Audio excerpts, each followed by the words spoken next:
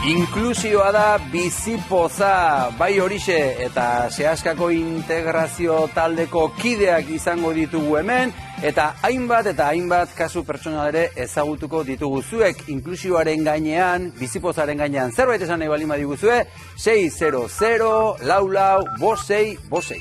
Az gaitezen ba, eta esan dugun bezala, integrazio batzordeak ahalmen urritasunen bat duten aurrek inklusio osoan ikasi ahal izan dezaten egiten du lan. Aurrek hezkuntza egokia jaso dezaten eta euskaraz. Gurekin da, Christophe Texier. Arratsaldeon. Arratsaldeon. Arratsaldeon, Christophe. Etxo ongi etorri. Hasteko, azalduko diguzu pixka bat zer den integrazio batzordea? Bai, lehenik mire esker gomitatzeagatik eta egindako bideoklipagatik. Zuei etortzeagatik. Beraz, integrazio batzordea ikastolako guraso batzuek sortu zuten 1989an. Ahalmen urriko aurren eskubideak aldarrikatzeko batez ere ikastolan ikasteko parada izateko eta eskoraz ikasteko parada izateko ere bai.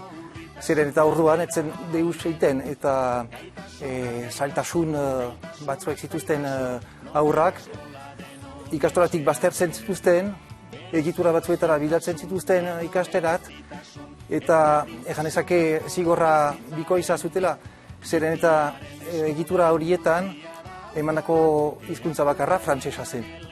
Beraz, haien lagunetik behesen zituzten egitura urrita batzuetara... Ez ezagun batzuetara, ez da? Ez ezagun batzuetara bidaltzen zituzten eta frantsesez ikasterat gainera. Beraz, aurra hauek integrazio batzorderik ez balitz, ezingo lukete ikastoletan ikasi? Ez. Beraz, guraso batzuek elkartea edo batzordea sortu zuten, integrazio batzordea gaur egun berdin obikio erran genezake inklusio batzordea, orduan hola zen, eta aur horiek ikastolan mantentzeko gizan. Hori zen haien lehenbiziko borroka, ez? Bai, zehaztuko dugu beraz, ikastolan ikasten baldin badute, euskaraz ikasten dutela bestela, ezingo lukete euskaraz ikasi. Bistan dena, bai.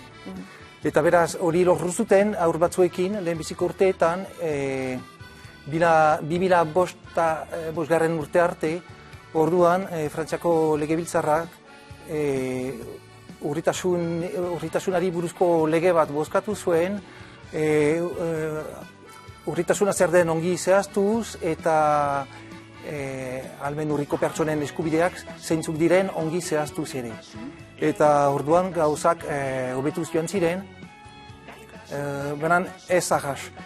Zeren, ez dakit behar badakizuen bezala, Frantzian legebiltzarrak lege bat bozkatzen duenean, estatuak berak ez du errespetatzen. Orduan lehen aurrek ez zuten eskubiderik, gero eskubideak bazituzten, banan estatuak parrean ez zituen baliabiderik ematen. Orduan integrazio batzordeak estatua auzitara eraman zuen eskubide hori errespetatu arte. Eta hori zen 2010 edo 2011 urtean, hor inguruan. Beraz, arazoa zen eskubidea existitzen zen, bazegoen, baina ez zituen ordaindu nahi kostuak, ez? Estatuak ez zituen laguntzaileen kostuak ordaindu nahi. Eta orain bai. Urte guzi horietan, integrazio batzordearen lana zen familiak sustengatu, lagundu. Sustengatu ekonomikoki ere? Ez ekonomikoki ez, psikologikoki haien desmartxetan ere bai, eta gero aurraren bizi proiektua ongi gauzatu, ahalmen urriko notifikazioa lortzeko. Eta gero estatua bortzatzeko plantan eman zezaten behartzen laguntza. Eta ordaindu duena, lehen bizi batean ez zuten ordaintzen ere. Eta zuei esker beraz, laguntza behar zuten aurrek, laguntzaile bat izaten zuten ondoan. Hori da, eta integrazio batzordeak ordaintzen zuen laguntza. Gero, puskarak auzitara joan arte, geroztik eskunde nazionalak hasi da banatzen behar den bezala, eta orain errandezakegu horren egoera asko zobetu dela. Beti badira gauza batzuk ongi biltzen ez direnak, adibidez lege horrek baimentzen du inklusioko gela berezi batzuk irekitzea ikastoletan, baina parean ez du almen edo baliabiderik ematen. Beraz, integrazio batzordeak beti badu lana. Eta gero, azken gauza da, geroztik, almen urritasuna zer den zuzen definitu gero. Eskubideak ongi zehaztuz zer diren gero. Kasuak asko zemendatu dira. Ez da lehen baino gehiago, gauza da lehen baino gehiago ikusten dira orain. Eta diagnostikoak ongi eta goizago egiten dira, eta beraz integrazio batzordeak izan dituen betiko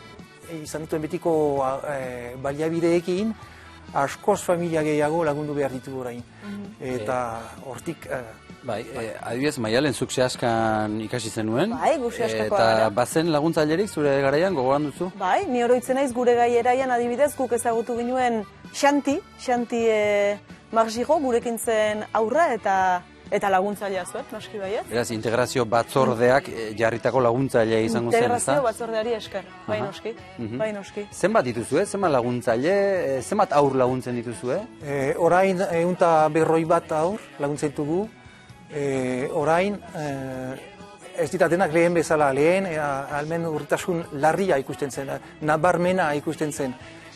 Orain zailtasun guziak saietzen gira kontutan hartzen, eta beraz, badira askoz gehiago lagunduak direnak, baina ez denak ein berean. Batzuenako materiara da tablet bat, ongi irakurtzeko edo ordenagailu bat etxeko lanak egiteko edo, eta beste batzuentzat laguntzaile berezi bat eiekin egon gelan edo ikasgelan egoiten direnak. Bai, aipatu duzu, urritasuna zer den zehaztea batzutan ez dela erresa, ezta? Eta agian gertatu daiteke urritasun batzuk izatea, baina estatuak ez onartzea hori urritasun gisa? Ba, izaten alda, ala ere ongi markatua da zer den, 4 arlo bat dira, fisikoa, psikologikoa, mentala, edo... Kognitiboa? Kognitiboa da psikologikoa batera bildua, eta azkena sentsoriara. Beraz, 4 arlo horietan denak sartzen dira guti gora bera. Baina, kasu batzuetan, zailena da diagnostikoa egitea. Noiz, nork egiten duen, kasu guzietan, orain bederen Seaska mailan irakasleak da lehen biziko... Lehen begia, ez da? Lehen begia. Gero, hortan, integrazio batzordea beti Seaskarekin elkarlanean ari da, irakasleak, Seaskako psikologoak ekarrazten ditu ikastolara, eta hasten dira lehen biziko diagnostiko bat egiten. Eta, bai? Integrazio batzordeak ez du jasotzen erakunde publikoetatik laguntza hundirik? Ez, arras guti. Eta nondik jasotzen duzue orduan? Azpimarratzekoa da iparraldeko herriko etxeak laguntzen gaituztela, hainitzek sos laguntza bat bidaltzen digutela, eta gero iturri nagusia da herritarren elkartasuna. Urtero, integrazio batzordeak kristoin sosbiltze kanpaina bat antolatzen du, hain zuzen ere martxoan abiatzen dena urtero, salbu azken bi urteetan piskat dena hasia da, martxoan abiatzen da, herri guzietan main informazioak montatzen dugu, eta herritarrei informazioa zabaltzen, edatzen, eta sosa eskatzen ere.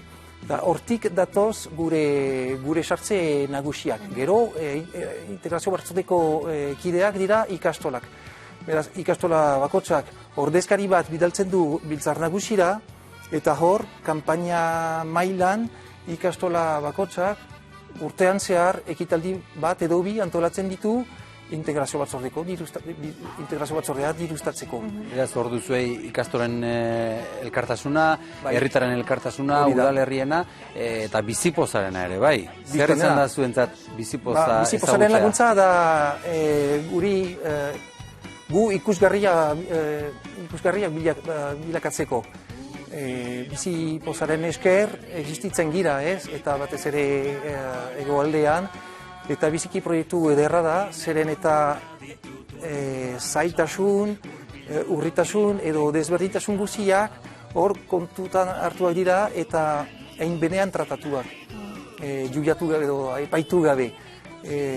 Beraz, hori da bizi pozatik jasotzen dugun sustengu bai, eta ederra. jendeak zuek ezagutzen zaituztete eta zuek ere ezagutzen dituzute beste elkarte batzuk. Eta biziki sare eder bat hor montatu da, ikusteko bakotsak bere sokolan ez dela bakarrik egoiten. Eskertuta zaudete hasieran esan duzu, bideoklipagatik, Maialeni eskerrak eman dizkiozu, Anai Arreben artean egin dutelako kantua. Guk egun osoan burutik kendu ezin da daukagu kantua, entzun dugu eta birritan entzuten dugu gure buruan. Gustatu zaizu kantua? Bai, izan dena. Zer esango du ba? Bai, ez da. Esperientzia polita izan da zuentzat horrelako kantu bat izatea. Bai. Uste dut, badagoela kantuaz gain hor narrazio bat amaieran, ez da? Bai, bai. Zuk zure buruari paso eman nahi duzu? Horregatik. Nik emango diot Maialeni paso? Zuk eman. Bai. Polita litzateke zuk esatea, baina nik esango, tira. Bai. Bueno, ikus dezagun Anai Arreben artean, bizipozaren barruan nola kontatzen duten, nolakoa den proiektua. Integrazio batzordea, iparraldeko ikastoletan ahalmen urriko haurrak beste haur guztiekin eskolatzen laguntzen duen elkartea da. Hezkuntzan inklusioa lantzen du. Ahalmen urriko haurrak izugarri ikasten baitu beste haur guztien ondoan. Bai eta beste haur guztiek ere ahalmen urrikoaren ondoan. Eta hezkuntzaren sekretua zer da ba, ez bada haurrek elgarrengandik ikastea. Elkarrengandik ikastea, denok daukatelako zerbait ikasteko. Maialen, zuk zer ikasi duzu? Zer izan da zuretzat proiektu honetan parte hartzea? Bueno, guretzat proiektu honetan parte hartzea izan da aspalditik ezagutzen ginuen integrazio batzordea, guk geuk bizi izan dugu, eta gure ondarrale bat ematea horren alde, hori izan da guretzat nik uste dut gauza politena. Eta hau da, ez da, azken finean integrazio batzordeak egiten duena da, hartu eta eman, eta ikasleek ere hori egiten dute gelan. Bai. Guk esaten dugu laguntzen zaiela ikasle batzue, baina beraiek ere asko ematen dute. Hori da. Bitzen zuzko harreman bat da. Eta zuek aldi berean, aipatzen zenuen bezala ikusgarritasun bat, ezta? Kantu honek ematen dizue, bideoklipak, bizipozaren barruan egotea, ikusgarritasun bat. Bai. Ez da lehen aldia laguntzen gaituztela, zeren eta 20.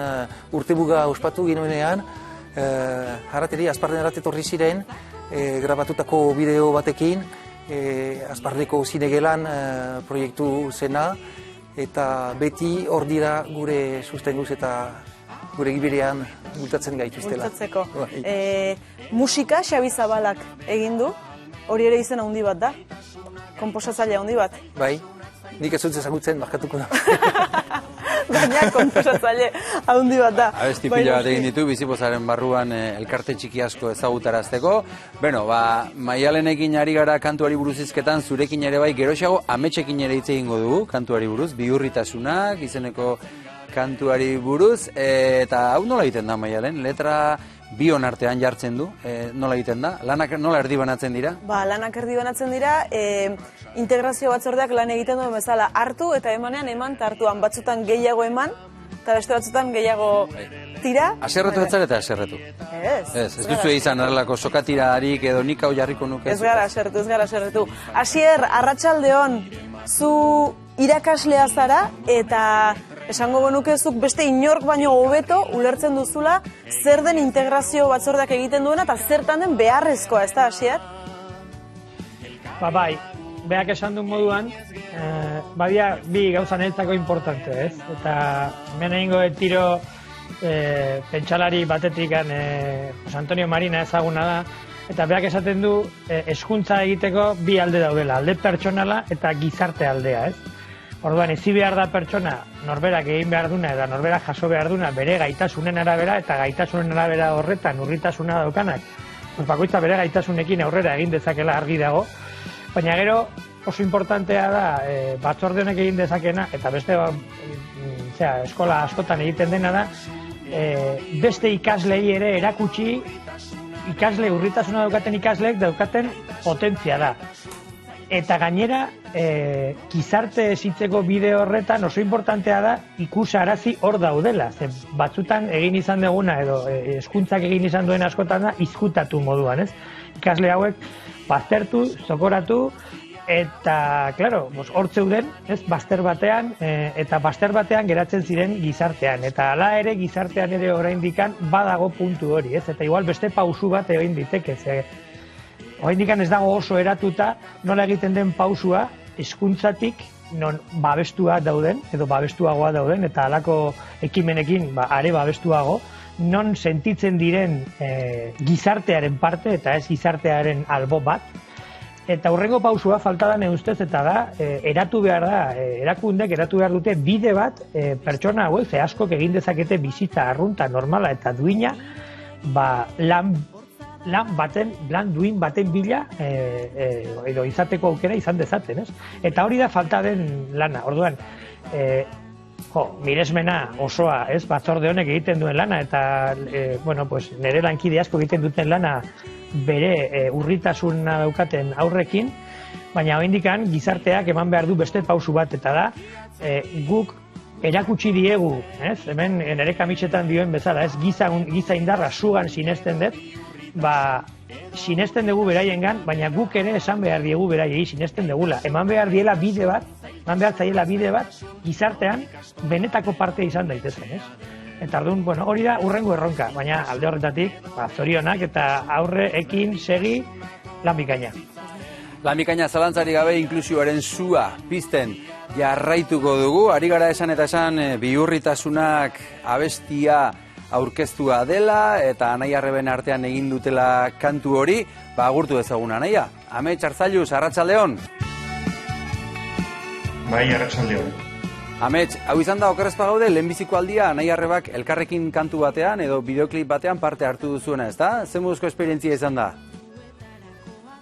Bai, uste dut lehen aldia izan dela, bersotan gertatua ginen elkarrekin, baina ez uste dut hortik aparte elkarrekin kantatzen edo grabazioren batean edo kanturen bat elkarrekin egiten ere ez dut uste gertatu ginenik eta hause izan da eta lehen aldi hau polita izan da. Biren artean egin beharrak izaten ditu abantailak eta desabantaila batzuk eta lanean hasteagian ez da erresa izaten ia iniziatiban hor hartuko duen beti bestearengan sinisten da abiatuko den, baina behin abiatuta gero nik uste dut aberasgarria dela eta joan etorriko bide hortan ongi, pozik esperientzia hona izan da. Amets, Maialenek barre egiten du, beraz, pentsatzen dugu beretzat ere... Ados gaudela. Ados zaudetela, ez da? Ados. Amets, Maialen bezala zu zehaskako ikaslea izan zara, orain gurasoa, gertutik ezagutzen duzu integrazioaren proiektua, ez da? Bai, aski hurbiletik ezagutzen dut, batez ere, oroitzen naiz, uste dut integrazio batzordea martxan hasi zenean, ni zehaskako ikaslea nintzen orduan, eta gainera askotan gisa hontako proiektuak persona baten edo baten jiran abiatzen dira, ez? Eta gogoratzen naiz konkretuki nola abiatu zen, ezagutzen genuen personaren ingurua, eta nola gero joaten den handitzen, eta nik uste dut, ezagit, kasi 20 bat urte izango ditu, behar 20 urte pasa, eta gure irakasle bat, Euskarako irakaslea adibidez izugarri inplikatua zegoen han, Ladix izenekoa, eta nik egia esan abiapuntura haren jiran oroitzen dut, eta orduan aski hurbiletik kasik zehaska bera orain zabalagoa da, baina orduan esan genezake kasik familia baten neurria zuen, eta familia barruko histori bat bezala oroitzen dut kasik. Amets, ezuk familia kontu bat bezala oroitzen duzu kasi, eta esaten duzu pertsona zehaz baten inguruan, ezta? Hasten dela du guztia, baina zuk diozu ez dela zilegi diagnostiko baten arabera pertsona baten bizitza mugatzea. Bai, nik uste dut inoren mugak norberak bidean esploratzen dituela eta norberak agian topo egiten duela gauz batzuekin, baina norberak norbere bideak eta mugak ezagutu ditzake, baina beste inorenak oso zaila egiten zain niri neuk jartzea, edo kasu hortan guk egindako kantuaren abiapuntua ere Nikola planteatu nuen, ez? Urritasuna bera aski hitz bihurria iruditzen zait, eta hortik behar bat bi urritasun hitz joko hori ez, urritasun bat izan liteke klinikoki diagnostikatua edo zailtasun bat edo baina gero klinikoki diagnostikatu gabekoak ere badira eta zure ustez ez dituzunak. Eta iruditzen zait, ustez ez duzun urritasun hori, uste hori izan daitekela beste urritasun handi bat, eta orduan horregaitik bi urritasunen joko hori, urritasuna bai klinikoki diagnostikatua, baina klinikoki diagnostikatu gabe eta ustez ez duzula eta urritasunik pentsatzea hori beste urritasun bat iruditzen zait eta elkarrengandik ikastea ezinbestekoa.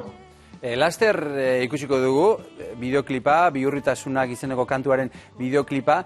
Amets, ze mezu bidali nahi izan duzue kantu honekin?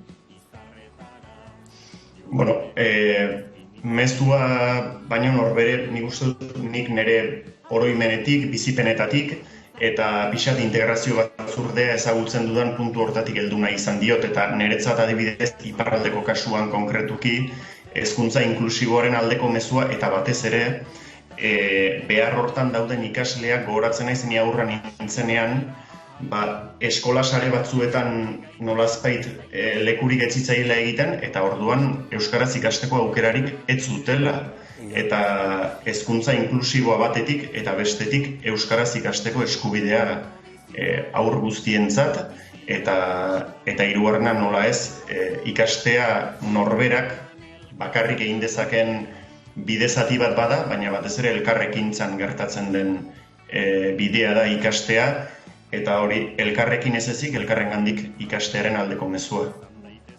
Tira, zer dibitzen Xabier, ikusiko dugu? Ba, ikusiko, nik uste dut polita dela bideoklipari zuk paso. Venga, banik emango du paso. Ikus dezagun, guk abestu duguna eta integrazio batzordearen eta bizipozaren elkarlanean egindako bideoklipa, abestia, bihurritasun.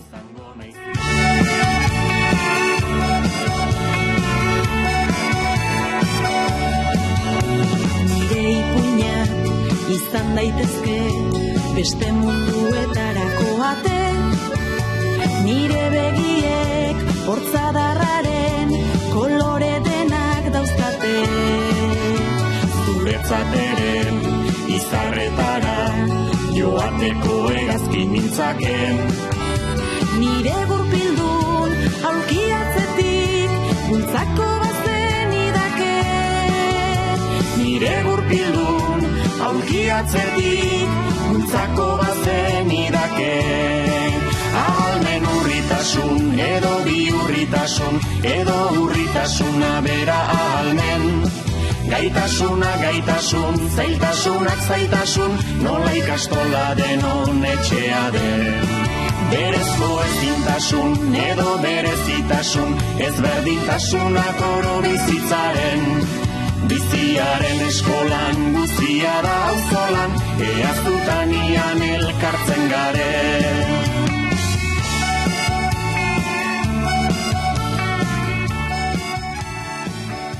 Beno, batze politia, Anai Arrebak horrela elkarrekin kantari eta abestia benetan ederra da, abestia.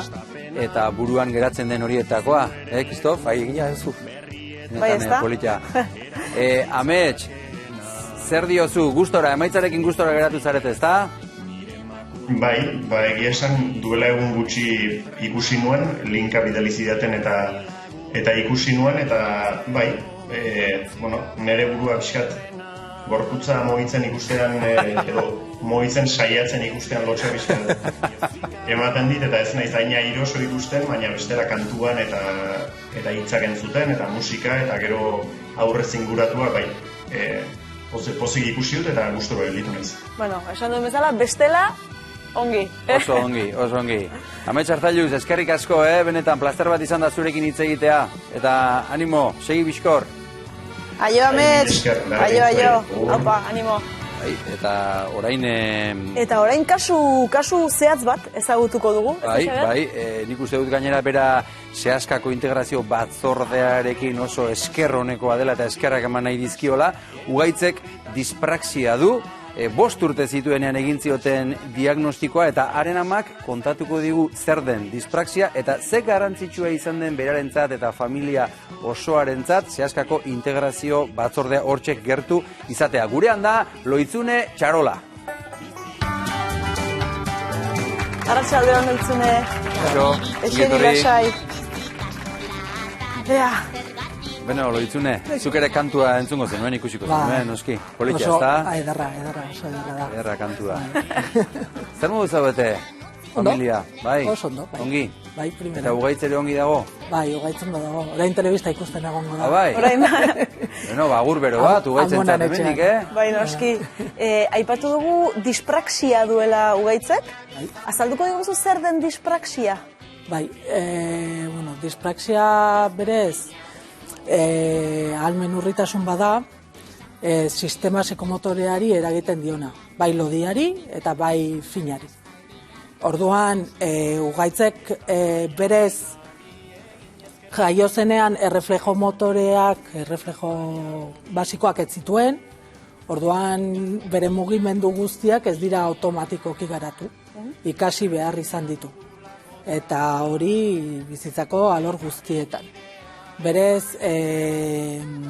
neuropediatrak egin zion egen bat, resonantzia magnetiko bat, eta hor ikusi izan, batzuela zikatriz bat bezala. Orduan, ez dakite den zerbait eman ziola, zerbait gertatu zen hor, hor, aipatzen zuten, agian iktus bat edo izan txiki bat, edo lako zerbait izan zitekela, bai, hori esaten zuen neuropediatrak. Neuropediatrak ere esaten zuen, egingo bagenio 100% olako resonantzia magnetiko bat, seguraski uste duguna, baina askoz gehiago aterako zela.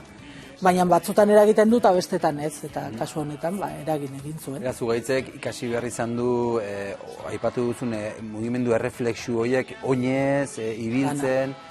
Oinez, ez oinez baizik eta oinez egiteko hankak hau egin behar duela. Edo... Gai da, mugimendu hori egiteko, baina ikasi egin behar du. Hori da. Eta sardeska eramateko hau egin behar dela. Hori ikasi behar izan du. Orduan, badaude gauzak ez ditunak ikasiko, seguraski, eta psikomotrizitate finan zailtasun handiak ditu. Adibidez, erakasle batek esaten zuen, hemen barra bat balu bezala dela. Osea, berak badaki dena egiten, baina ezin du. Eta orduan, kasu hortan, ulertu behar dugu ezin duela idatzi, adibidez? Hori da. Orain, aurten, hasi da txikiz gutxinaka idazten. 9 urte ditu ez da, orain? 9 urte ditu. Eta kasu honetan adibidez laguntzailearen figura oso importante izango da.